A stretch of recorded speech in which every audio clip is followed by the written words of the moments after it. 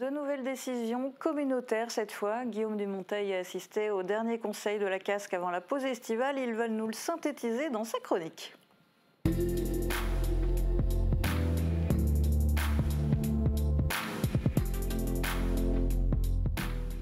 Alors Guillaume, qu'as-tu appris au cours de cette réunion politique ? Alors, pas mal de choses. Tout d'abord, que la médiathèque communautaire de Sarreguemines allait se refaire une petite beauté. Les élus ont approuvé le principe de mettre en œuvre des travaux pour un montant d'1 500 000 €. L'idée est de réaménager les secteurs adultes et jeunesse. Les agents de la médiathèque ont listé une dizaine de points négatifs concernant les équipements actuels en matière d'occupation de l'espace, de mobilier ou de chauffage. Des propositions d'amélioration ont été faites, un architecte missionné, et ces travaux pourraient intervenir l'année prochaine entre les mois de mai et de septembre. Et pas de travaux d'ampleur annoncés en revanche pour le centre nautique communautaire de Sarreguemines. Et non, et la situation de la piscine de Sarreguemines est beaucoup moins réjouissante que celle de la médiathèque. Depuis hier et jusqu'au 15 juillet inclus, elle est entièrement fermée au public. Dommage, car avec les fortes chaleurs que nous connaissons aujourd'hui, cela fait particulièrement du bien de se rafraîchir dans l'eau. Ces 15 jours de fermeture vont permettre à la Casque de cloisonner l'espace, car une partie de l'équipement est tout simplement devenue dangereuse pour le public. A été constatée une dégradation avancée de la structure béton. Après ces 2 semaines de fermeture, le bassin sportif et le bassin extérieur redeviendront accessibles au public.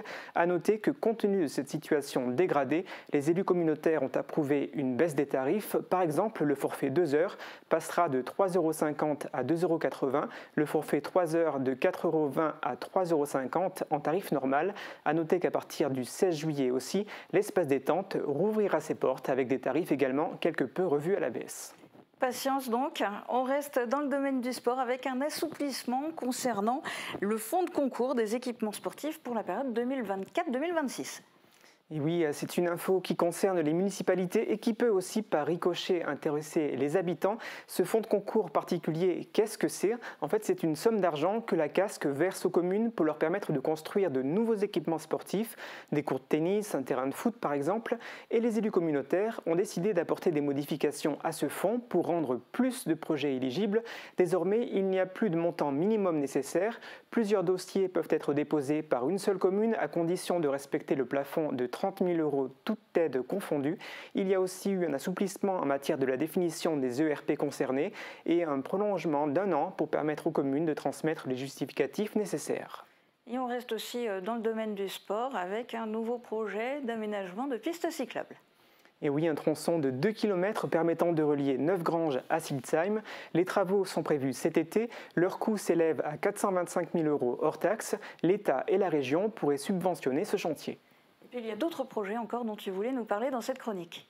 Et oui, à Sarralbe et à Villeurwalde, dans le cadre du PPRT, le plan de prévention des risques technologiques, davantage de propriétaires dont la maison est située autour de l'usine Ineos de Sarralbe vont devoir réaliser des travaux pour rendre moins vulnérables leurs logements en cas d'accident industriel. Initialement, 262 logements étaient concernés. Il y en a désormais 326 en zone industrielle de Sarreguemines. Autre information, Fico Filtration, qui produit et assemble des filtres industriels, souhaite s'agrandir et acheter à la Casque un terrain de 2200 m², un agrandissement qui devrait pouvoir permettre à l'entreprise de créer 2 emplois en 3 ans.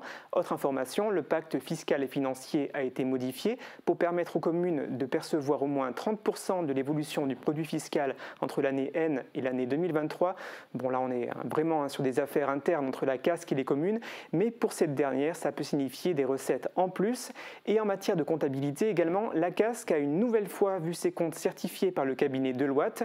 Une certification améliorée par rapport aux années passées, puisqu'il n'y a plus 3, mais 2 réserves, une sur la fiabilité de l'actif, l'autre sur les produits de fiscalité.